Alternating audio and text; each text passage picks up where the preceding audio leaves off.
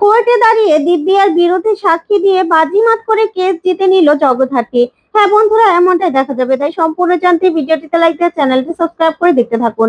গল্পের শুরুতে দেখা যাবে মিস্টার চৌধুরী কোর্টে দাঁড়িয়ে বলে, ইওর অনার, এই ডক্টর শ্রীমতী সেন, তার তো অপারেশন করার কথাই ছিল না। জগদ্ধাত্রী মুখার্জির অপারেশন করার কথা ছিল ডক্টর মল্লিকের, কিন্তু ঘটনাচক্রে তাকে খুন করা হয়। আর সেখান থেকে ডক্টর শ্রীমতী সেনকে তার বাচ্চার মাথায় বন্দুক তাক করে তারপরে আনা হয়। তখনই এই কথা শুনেই মিস্টার দাস বলে, ইওর অনার, উনি মিথ্যে ঘটনা বানিয়ে বলছেন, মিথ্যে ঘটনা। তখনই অ্যাডভোকেট চৌধুরী বলে, না ইওর অনার, এটা সত্য, সত্যি ঘটনা, এটাই ঘটেছিল। তারপরে এই কথাগুলো শুনে চমকে যায় সবাই। তখন অ্যাডভোকেট চৌধুরী শ্রীমতী সেনকে বলে, ডক্টর শ্রীমতী সেন, আপনি বলুন, আপনি বলুন সেদিন কি হয়েছিল। তখন শ্রীমতী সেন বলে, আমি যা বলার বলে দিয়েছি। হ্যাঁ, সেদিন আমার বাচ্চাকে গান পয়েন্টে রেখে আমাকে অপারেশন করতে বাধ্য করেছিল। আমাকে জগদ্ধাত্রী মুখার্জি ওরফে জ্যাজ সান্যালকে মেরে ফেলতে বলেছিল। তখনই অ্যাডভোকেট দাস বলে, ইওর অনার, উনি মিথ্যে কথা বলছেন, মিথ্যে কথা বলছেন উনি। তখন এই কথা শুনে শ্রীমতী সেন চমকে যায়।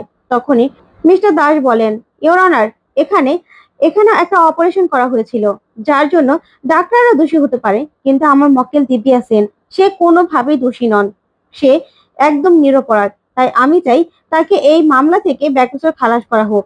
তখনই জজ সাহেব বলে, আচ্ছা, আপনি কি ডক্টর শ্রীমতী সেনকে কিছু জিজ্ঞাসাবাদ করতে চান? তখনই অ্যাডভোকেট দাস বলে, হ্যাঁ ইওর অনার। তখন অ্যাডভোকেট মিত্র বসে পড়ে। আর ওইদিকে অ্যাডভোকেট দাস শ্রীমতী সেনকে বলে, আচ্ছা ডক্টর শ্রীমতী সেন, আপনি তো পেশায় একজন ডক্টর, তাই তো? তখন শ্রীমতী সেন বলে, হ্যাঁ।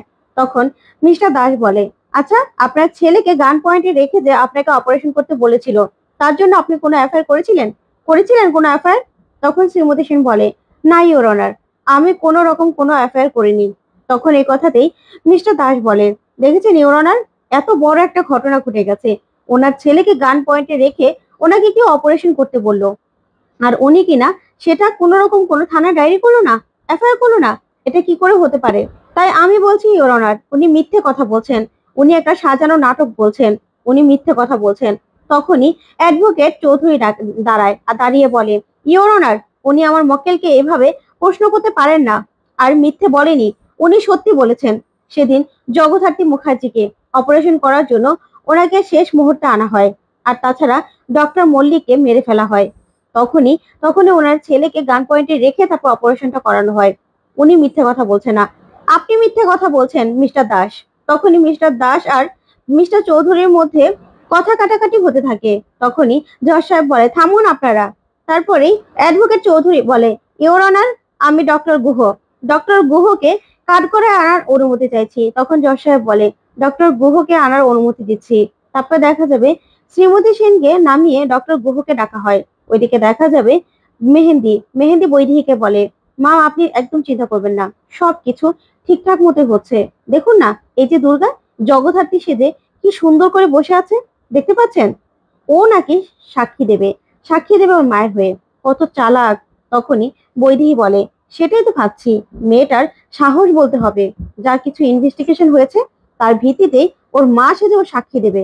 ও সাক্ষী দিলেই কি? তখন মেহেন্দি বলে, দেখুন না, হাটে হাড়িটা এবার কি করে ভাঙি, একদম ঠিক হবে। ওদেরই শাস্তি পাওয়া দরকার আছে। এখানে উৎসব বা দিব্যা সেন, কারোরই শাস্তি হবে না, হবে না শাস্তি। ওরা বেঁচে যাবে, আর ওরাই ফেসে যাবে। এখানে মা সেজে নাটক করতে এসেছে, তো নাটক আজকে একদম বেরিয়ে যাবে। তারপরে দেখা যাবে সেখানে কৌশিকী এসে দাঁড়ায়। তারপর স্বয়ংবর পাশে বসেই কৌশিকী জগদ্ধাত্রীকে বলে, জগদ্ধাত্রী, তুমি একদম চিন্তা করো না, তুমি যখন মুখ করবে না, তখন সব অপরাধ সবার সামনে চলে আসবে, তুমি একদম চিন্তা করো না। ওইদিকে ডক্টর গুহকে ডাকা হয়। তখনই ডক্টর গুহকে জিজ্ঞাসাবাদ শুরু করে অ্যাডভোকেট চৌধুরী আর বলে, আপনি তো ডক্টর গুহ, তাই তো? তখন ডক্টর গুহ বলে, হ্যাঁ। তারপরে উনি জগদ্ধাত্রীকে দেখিয়ে বলে, ওনাকে চিনতে পারছেন আপনি? তখন ডক্টর গুহ বলে, হ্যাঁ, উনি জগদ্ধাত্রী মুখার্জি ওরফে জ্যাজ সান্যাল। তখনই ডক্টর ডক্টর চৌধুরী বলে, আচ্ছা, আপনি তো সেদিন অপারেশন থিয়েটারে ছিলেন, তাই তো? সেদিন অপারেশন থিয়েটারে কি ঘটেছিল? তখন তখন ডক্টর গুহা বলে, কি ঘটবে, সাধারণত অপারেশন হয়েছিল, সেখানে ডক্টর মল্লিকের অপারেশন করার কথা ছিল, কিন্তু তৎক্ষণাৎ উনি অসুস্থ হয়ে পড়ে। তারপরে আমরা হসপিটালের অথরিটিকে ইনফর্ম করি, তখন তারা শ্রীমতী সেনকে ফোন করে আর ডক্টর শ্রীমতী সেন অপারেশনটা করতে আসে। তখন অপারেশনটা আনসাকসেসফুল হয়, সাকসেসফুল করতে পারেনি। এটা এটাই একটা সমস্যা, আর কিছুই নয়। তখনই এই কথাগুলো শুনে কৌশিকী মুখার্জি আর স্বয়ংভু চমকে যায়। তখন স্বয়ংভু বলে, বড়দি উনি কি আবার স্টেটমেন্ট পাল্টাবে নাকি? তখন কৌশিকী বলে, হ্যাঁ স্বয়ংভু, দেখেই তো মনে হচ্ছে মোটা টাকার ডিল হয়েছে, তাই স্টেটমেন্ট পাল্টে গেছে। ওইদিকে শ্রীমতী সেন ডক্টর গুহর স্টেটমেন্ট শুনে চমকে যায়। তখন অ্যাডভোকেট চৌধুরী বলে, আপনি মিথ্যে কথা বলছেন, আপনি মিথ্যে কথা বলছেন। তখন ডক্টর গুহ বলে, আমি মিথ্যে কথা কেন বলবো? তখন অ্যাডভোকেট চৌধুরী বলে, হ্যাঁ আপনি মিথ্যে কথা বলছেন, কারণ সেদিন ডক্টর মল্লিক খুন হয়েছিলেন। আর যতদূর আমি জানি শ্রীমতী সেনকে আপনি ফোন করেছিলেন, আপনার ফোন পেয়ে ওনার ছেলেকে গান পয়েন্টে রেখে উনি অপারেশন করতে এসেছিলেন। তখন শ্রীমতী সেন এই কথা শুনে একটু স্বস্তি পায়। ওইদিকে ডক্টর গুহা বলে, মিথ্যে কথা বলছেন আপনি, এরকমটা কেন হবে?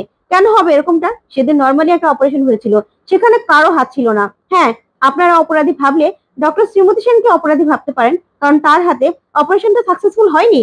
তখন এই কথা শুনে অ্যাডভোকেট চৌধুরী রেগে যায়, বলে আপনি মিথ্যে কথা বলছেন, মিথ্যে কথা বলছেন, আপনি স্টেটমেন্ট পাল্টাচ্ছেন। তখনই অ্যাডভোকেট মিত্র দাঁড়িয়ে বলে, ইওর অনার, উনি এভাবে সাক্ষীকে হেনস্থা করতে পারে না। তখন জজ সাহেব বলে, দেখুন অ্যাডভোকেট মিত্র, আপনি এভাবে কথা বলতে পারেন না। তখনই অ্যাডভোকেট বলে, আচ্ছা সরি ইওর অনার। তখন ডক্টর গুহকে সেখান থেকে চলে যেতে বলে। আর কৌশিকী মুখার্জিকে ডাকা হয়। তারপরে দেখা যাবে কৌশিকী মুখার্জি কাঠগড়ায় আসে। ওইদিকে অ্যাডভোকেট মিত্র কৌশিকীকে বলে, আপনার নাম? তখন কৌশিকী বলে, আমি কৌশিকী মুখার্জি। তখনই অ্যাডভোকেট মিত্র বলে, আপনার পেশা? তখন কৌশিকী বলে, আপনি খবরের কাগজ পড়েন না, ম্যাগাজিন পড়েন না, কোনো পত্রিকা পড়েন না? তখনই অ্যাডভোকেট মিত্র বলে, কেন? তখন কৌশিকী বলে, তাহলে আর আমি কে সেটা জিজ্ঞাসা করতে হতো না আপনার, আপনার তো দেখছি সাধারণ নলেজটুকু নেই। ডিপিএসএন কাকে অ্যাপয়েন্ট করেছেন? তখনই অ্যাডভোকেট মিত্র বলে, আপনি কিন্তু আমাকে রীতিমতো অপমান করছেন ম্যাডাম। তখন কৌশিকী বলে, শুনুন, আপনার যেটা প্রশ্ন না, আপনি সেটা করবেন, আপনি আঙুল খাড়া করে আমার সঙ্গে কথা বলবেন না। আমি কোনো ক্রিমিনাল নই, আমি এখানে সাক্ষী দেওয়ার জন্য উঠেছি। আমি কোনো ক্রিমিনাল নই যে আপনি আমার সঙ্গে এরকম করে কথা বলবেন। মুখ সংযত করে তারপর কথা বলুন। তখনই অ্যাডভোকেট মিত্র বলে, ঠিক আছে ম্যাডাম, বলুন আপনি এই কেস সম্পর্কে কি কি জানেন? তখন কৌশিকী বলে, আমি সবটা জানি, সবটা জানি আমি। এখানে জগদ্ধাত্রী মানে ওরফে জ্যাস সান্যাল, সে একজন ইন্টেলিজেন্ট ডিপার্টমেন্টের দ্রুত অফিসার ছিল ইওর অনার। ও কোনো কিছুকে ভয় করতো না, কোনো কিছুকে পরোয়া করতো না, সব জায়গায় সব কিছুতে তাকে পাওয়া যেত। কিন্তু হঠাৎ করে একটা অ্যাক্সিডেন্টে তার মাথায় অনেক বড় একটা চোট পায়, ধরতে গেলে মৃত্যুর মুখে চলে যায়। তখনই এই দিব্যা সেনের একটা কুকর্মের জন্য দিব্যা সেনকে অ্যারেস্ট করা হয়, যার পর থেকে দিব্যা সেন আর জ্যাস সান্যাল শত্রু হয়ে যায়। তখনই দিব্যা সেন বলে, না, আমার জ্যাস সান্যাল কোনো শত্রু ছিল না, আমার শত্রু ছিলে তুমি, তুমি কৌশিকী মুখার্জি। তখনই কৌশিকী বলে, কি ব্যাপার মিস্টার মিত্র, আপনার মক্কেল এভাবে কথা বলছে কেন? তখন জজ সাহেব দিব্যা সেনকে বলে, দিব্যা সেন আপনি বসুন, এভাবে মাঝখানে কথা বলবেন না। তারপর কৌশিকী বলে, ইওর অনার, তারপর থেকেই দিব্যা সেন জগদ্ধাত্রীর পিছনে পড়ে যায়, কিন্তু জগদ্ধাত্রীর ব্রেনের সমস্যাটা দিন দিন বেড়েই চলেছে। তারপর হঠাৎ করে জগদ্ধাত্রী কনসিভ করে, আর ওর একদম কম সময়ে একটা বাচ্চা জন্ম দেয়, আর যেটা হসপিটালে এনআইসিইউতে রাখা হয়েছিল। আর তারপরে জগদ্ধাত্রী অসুস্থ হয়ে পড়লে তাকে অপারেশন থিয়েটারে নিয়ে যাওয়া হয়। কিন্তু সেখানেই খেলাটা খেলেছিলেন এই দিব্যা সেন। এই দিব্যা সেনই জগদ্ধাত্রীকে খুন করার চেষ্টা করেছিলেন শ্রীমতী সেনকে এনে। শ্রীমতী সেনের বাচ্চাকে গান পয়েন্টে রেখেই অপারেশন করতে বাধ্য করেছিলেন ইওর অনার। দিব্যা সেন একজন খুনি, দিব্যা সেন খুনি। তখন দিব্যা বলে, না আমি খুনি নই, আমি খুনি নই। তখন কৌশিকী বলে, সেটা আজকে জগদ্ধাত্রী বলবে, জগদ্ধাত্রী নিজের মুখে বলবে। তো বন্ধুরা, জগদ্ধাত্রী কি পারবে সাক্ষী দিতে?